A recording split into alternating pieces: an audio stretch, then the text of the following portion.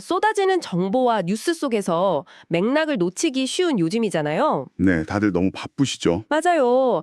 그래서 오직 지금 이 이야기를 듣고 계신 당신, 바로 당신만을 위해 특별히 준비된 깊이 있는 지식 탐구의 시간에 오신 것을 환영합니다. 반갑습니다. 매일 업데이트되는 그 수많은 아티클이나 책들을 사실 전부 다 읽어보고 소화할 시간이라는 게 솔직히 우리 모두에게 좀 부족하잖아요. 그렇죠. 절대적으로 부족하죠. 그래서 오늘 저희가 세상을 보는 시야를 확 넓혀줄 아주 강렬하고 놀라운 자료 하나를 아주 깊게 파헤쳐 보려고 합니다. 오늘 우리가 다룰 텍스트가 정말 특별한데요. 네, 어떤 내용이죠? 한 개인의 아주 생생한 한국전쟁 회고록이자 동시에 그 세계적인 예술가 파블로 피카소의 명작이죠. 한국에서의 학살. 이 그림에 얽힌 깊은 트라우마와 예술적 치유를 다룬 에세이입니다. 아, 피카소와 한국전쟁이라 이번 탐구의 핵심 미션이 뭘까요? 이 자료가 흥미로운 지점은 단순히 과거의 전쟁을 기록한 역사 회고록에 머물지 않는다는 거예요. 단순한 회고록이 아니다. 네, 예술작품 하나가 어떻게 한 사람의 내면에 무려 70년 동안이나 웅크리고 있던 전쟁의 공포를 생생하게 일깨우는지, 그리고 그 치명적인 트라우마가 다시 예술적 사유를 통해서 어떻게 치유되는지. 예술로 상처를 마주하고 또 예술로 치유한다. 이런 거군요. 맞습니다. 그걸 심리학적이고 또 철학적인 관점에서 매우 세밀하게 보여주고 있거든요. 기대가 되네요. 그리고 더 나아가서 전쟁이라는 그 극도의 혼란 속에서도 이성을 잃지 않았던 저자의 아버지, 그 아버지가 보여준 독특한 그 아나키스트적인 생존 방식이 있거든요. 아나키스트적 생존 방식이요? 네, 그걸 통해서 억새풀 같은 인간의 끈질긴 생명력을 확연하는 것, 그게 바로 오늘 탐구의 핵심 목표라고 할 수 있습니다. 좋습니다. 그럼 본격적으로 들어가 보죠. 그 피카소의 그림, 한국에서의 학살을 떠올려 보면요. 이게 1951년에 그려진 작품인데 사실 그 제목만으로도 굉장히 묵직한 감정을 던지잖아요. 그렇죠. 엄청난 무게감이 있죠. 근데 자료를 보니까 한국에서는 꽤 오랫동안 피카소의 작품은 물론이고 그의 이름조차 언급하는 게 아예 금기시되었다는 역사적 배경이 나오더라고요. 네, 맞아요. 피카소가 공산주의자라는 이유로 이른바 그 빨갱이 예술가로 낙인 찍혔기 때문이죠. 아, 시대적 아픔이네요. 하지만 2021년에 예술의 전당에서 그의 전시회가 성대하게 열렸잖아요. 아, 맞아요. 저도 그 뉴스 본 기억이 납니다. 에세이는 바로 그 점을 짚어줍니다. 우리 사회의 수용력이 그만큼 성숙해졌다는 것을 알리는 거죠. 그렇군요. 다시 그림 이야기로 돌아가서 그 그림 자체의 구도를 보면 캔버스가 철저하게 1대1 대칭 구조로 딱 나뉘어 있잖아요. 네, 명확하게 반으로 갈려 있죠. 왼쪽에는 고통과 공포로 일그러진 알몸의 여인들, 그리고 완전히 무방비 상태인 아이들이 모여 있고, 오른쪽에는 그들을 향해서 기계장치 같은 총을 겨눈 감정을 전혀 읽을 수 없는 철갑 무장 군인들이 서 있습니다. 네, 그 대비가 정말 소름 돋죠. 여기서 놓치지 말아야 할 아주 중요한 통찰이 자료에 담겨 있는데요. 어떤 통찰이죠? 피카소는 분명 공산주의자였지만 놀랍게도 이 그림 어디에도 특정 국가의 개입을 추정할 만한 단서를 전혀 남기지 않았다는 겁니다. 특정 국가라면, 예를 들어 미군이나 유엔군 같은 거요? 맞습니다. 군인들의 군복이나 부대 마크 같은 걸 완전히 배제해버렸어요. 아, 그래서 철갑을 두른 거군요. 네, 마치 중세 시대의 기사나 미래의 로봇처럼 추상화시켜버린 거죠. 이게 뭘 의미하냐면 이 그림이 단순한 정치적 선전물이 아니라는 겁니다. 선전물이 아니라면요? 전쟁이라는 폭력 그 자체가 가진 비인간성, 그리고 아주 보편적인 참상을 고발하고 있다는 거죠. 아, 이념이나 국가의 깃발을 치워버리면. 네, 결국 전쟁터에 남는 것은 무기를 든 가해자와 벌거벗겨진 피해자라는 그 끔찍한 본질뿐이라는 겁니다. 와, 그러네요. 바로 그 보편적인 공포의 묘사 때문에 이 에세이의 저자는 8순이 넘은 나이에도 이 그림을 볼 때마다 전신이 옥죄는 공포가 가슴을 방망이질한다고 고백하거든요. 70년 전 한국 전쟁이 남긴 상처가 무의식 깊은 곳에 화석처럼 굳어 있었던 거죠. 그러다가 피카소의 그림이라는 어떤 시각적 자극을 만나는 순간 엄청난 신체적 통증으로 발현되는 겁니다. 지금 이 탐구를 함께하고 계신 분들도 아마 살면서 겪었던 어떤 강렬한 공포나 슬픔이 특정한 냄새 아니면 음악, 이미지 하나로 순식간에 눈앞에 훅 되살아나는 경험을 해보셨을 텐데요. 충분히 공감하실 수 있는 부분이죠. 저자에게는 이 그림 속 기계 같은 군인들과 알몸의 여인들이 바로 그 트라우마를 켜는 스위치였던 겁니다. 맞습니다. 자, 그런데 본격적인 이야기에 들어가기 전에 오늘 다루는 자료의 특성상 한 가지 명확히 짚고 넘어갈 부분이 있습니다. 아, 네. 중요한 부분이죠. 이 에세이에는 미군 병사들의 민가 침입이나 겁탈, 그리고 징집 과정에서 사람들을 인민군이나 빨갱이로 몰아세우는 이념 속 폭력 등 매우 정치적이고 역사적으로 민감한 사건들이 묘사되어 있습니다. 비판적 시각을 지지하거나 옹호하려는 입장을 절대 아님을 분명히 밝힙니다. 당연합니다. 저희는 철저히 중립을 지킵니다. 저희의 역할은 원문 자료가 전달하고자 하는 개인의 참혹했던 전쟁 경험, 그로 인한 심리적 트라우마, 그리고 이를 극복해낸 사유의 과정을 있는 그대로 분석해드리는 것입니다. 정확합니다. 우리는 이 개인의 기억을 통해서 전쟁이라는 거대한 폭력 시스템 앞에서 한 개인이 어떻게 반응하고 살아남는지를 관찰하는 데 집중해야 하니까요. 네, 맞습니다. 자, 그럼 저자의 트라우마가 시작된 70년 전에 아주 구체적인 사건으로 한번 들어가 보겠습니다. 첫 번째 위기가 일사후퇴 당시였죠. 네, 평행에서 서울을 거쳐 남쪽으로 피난을 가던 중이었습니다. 네, 그때 수원역 인근에서 아주 숨막히는 사건이 발생하잖아요. 당시 31살이었던 저자의 아버지가 불심 검문에 걸리고 만 거죠. 제2 국민방위군 소집 불신 검문이었죠. 17세부터 40세까지의 남자들을 길거리에서 막 강제로 트럭에 태워 징집하던 현장이었습니다. 말 그대로 아비규환이었겠네요. 엄청났죠? 군인들은 남자들을 억지로 끌고 가려 하고 남은 노약자와 여자들은 울부짖으면서 앞을 가로막고 극도의 혼란 상태였습니다. 그런데 그 극한의 긴장감 속에서 인솔장교가 다가와서 아버지 가슴에 권총을 딱 들이대섰나요? 네, 그러면서 빨갱이라고 위협을 하죠.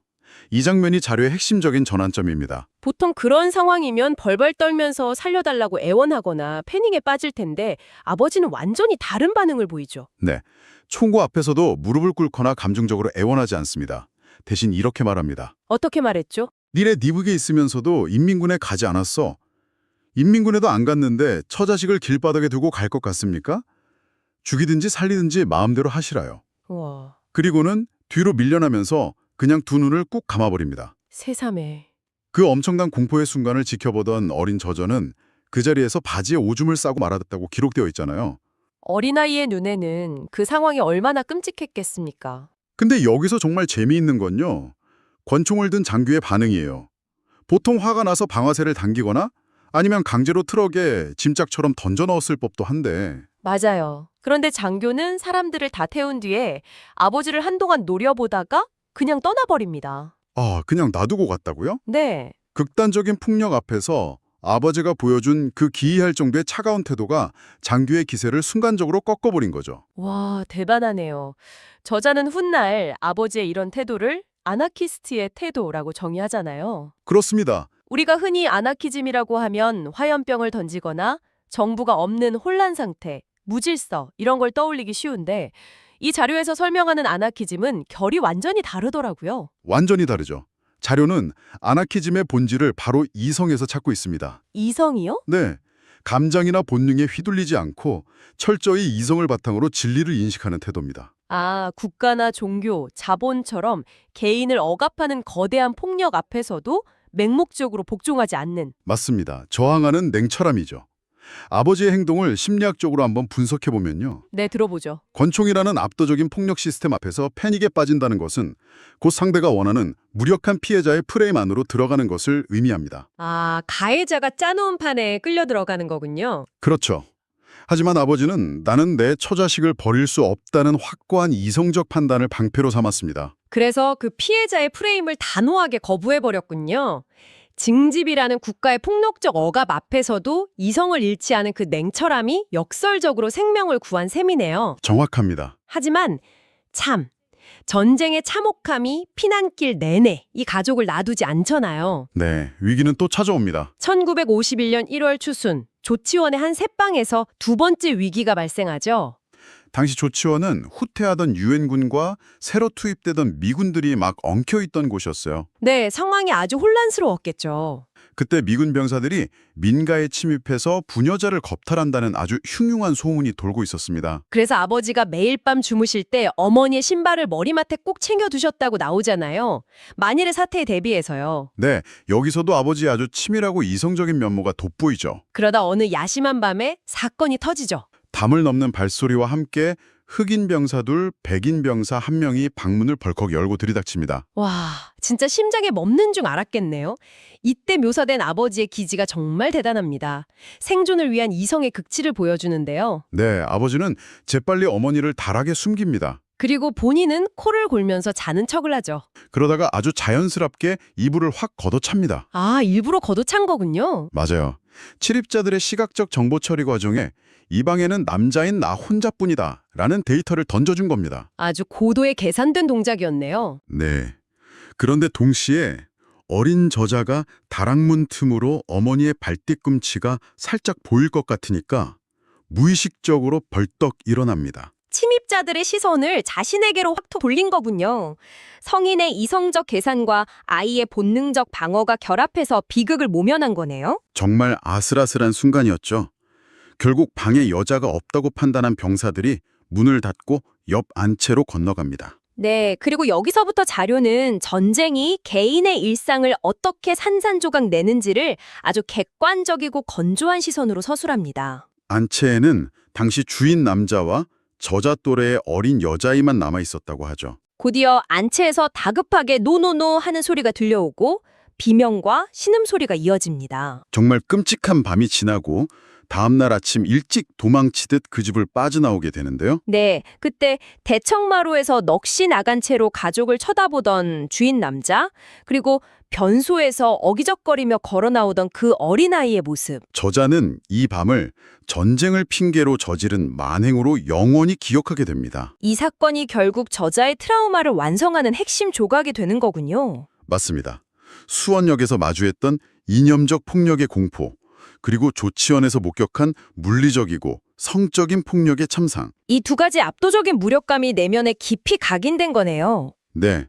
그런데 흥미로운 점은 이 가족의 피난 경로가 서울 노량진으로 이어지면서 아주 극적인 역사적 아이러니와 마주하게 된다는 겁니다. 노량진에서요? 어떤 일이 있었죠? 그렇게 끔찍한 공포의 대상이었던 미군이었지만 아버지는 노량진에서 과거 평양 시절에 다리복구 공사를 함께했던 미제 453 건설 공병단과 극적으로 다시 재회하게 됩니다. 와, 평양에서부터 이어진 인연이 한강철교 복구 현장에서 다시 만난 거네요. 네. 1951년 6월 12일이 임시 한강철교 개통식 날이었는데요. 아버지가 미 8군 사령관과 함께 기차를 타고 한강을 건넜다는 자랑스러운 일화가 등장합니다. 아, 훗날 저자가 인터넷으로 당시 흑백 사진들을 직접 찾아내잖아요. 맞아요. 가족의 아주 개인적인 생존의 역사가 굵직한 한국전쟁사와 완벽하게 포개지는 놀라운 경험을 한 거죠. 이렇게 거대한 폭력과 혼란 속에서도 이성을 잃지 않고 기지를 발휘해서 끈질기게 생존해낸 아버지. 그 삶을 지켜보며 저자가 결국 시대를 아파하는 작가로 성장하게 되네요. 그리고 바로 여기서 오늘 탐구의 가장 중요한 지적이자 철학적 절정이라고 할 수 있는 개념이 등장합니다. 철학적 절정이요? 네, 바로 창의적 가설이라는 개념입니다. 창의적 가설?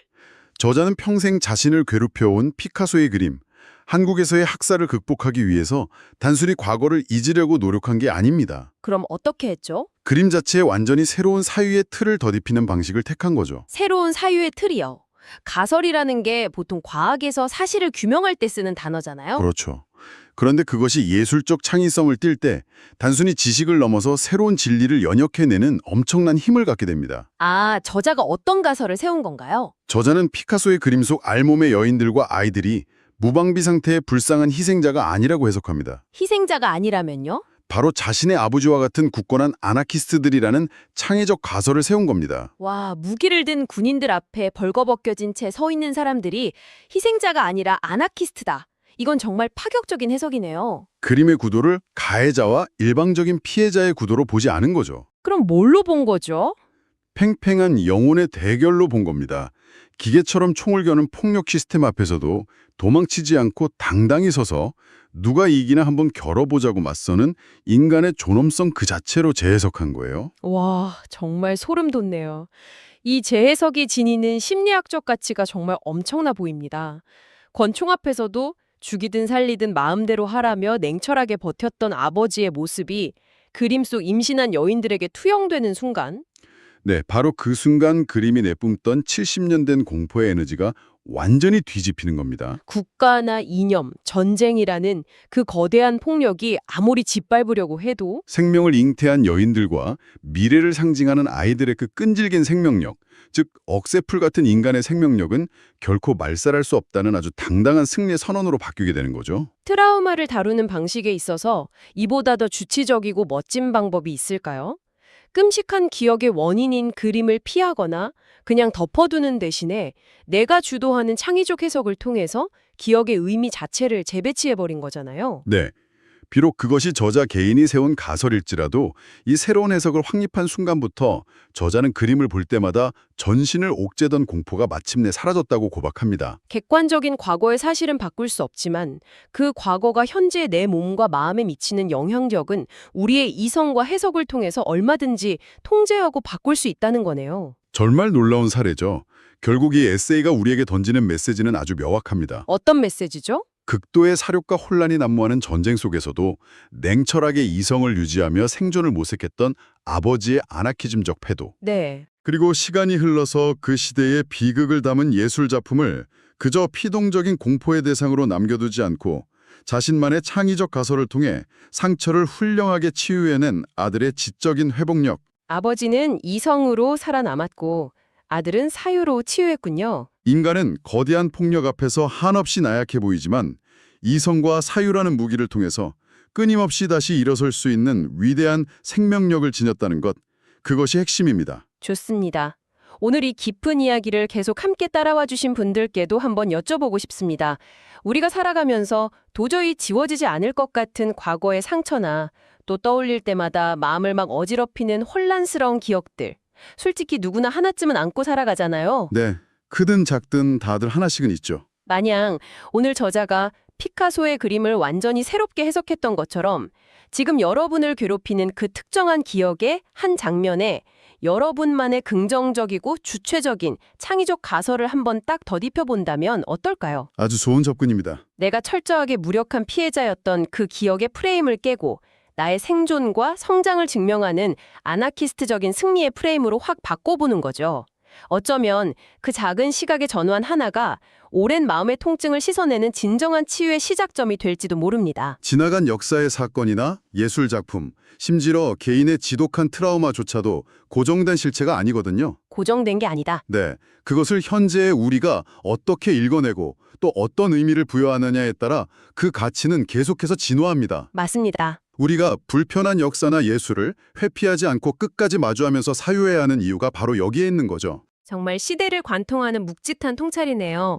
오늘 우리가 깊게 파헤쳐본 이 자료의 긴 여운이 지금 이 대화를 듣고 계신 분들의 일상에도 아주 의미 있는 질문으로 남기기를 바랍니다.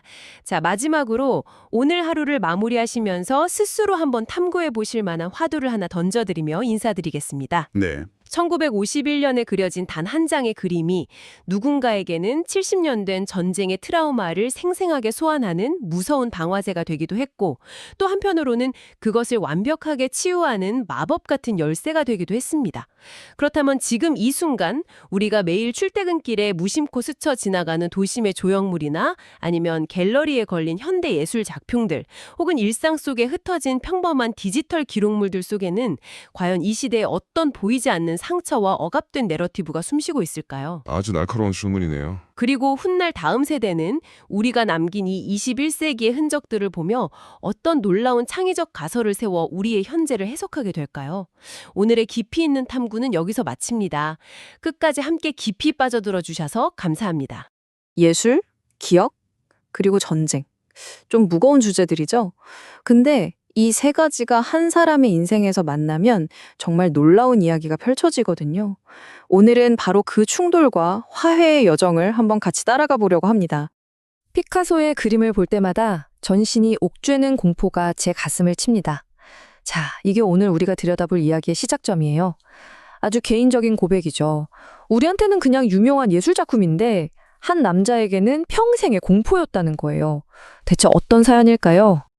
네, 바로 이 작품입니다. 파블로 피카소의 1951년작 한국에서의 학살. 정말 유명한 그림이죠. 근데 오늘 이야기의 주인공에게 이 그림은 글쎄요, 그냥 미술관에 걸린 작품, 그 이상이었던 겁니다. 그림을 한번 보세요. 구도가 정말 극명하게 갈리죠.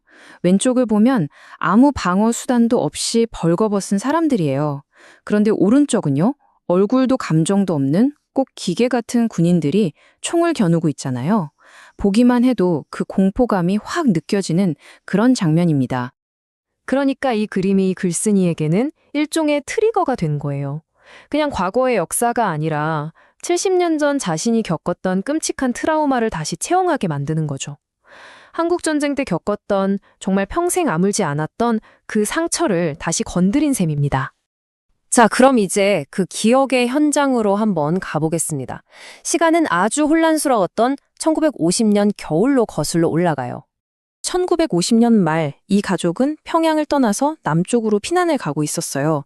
그런데 서울에 도착하자마자 17세에서 40세 남성은 무조건 징집한다는 명령이 떨어진 거죠.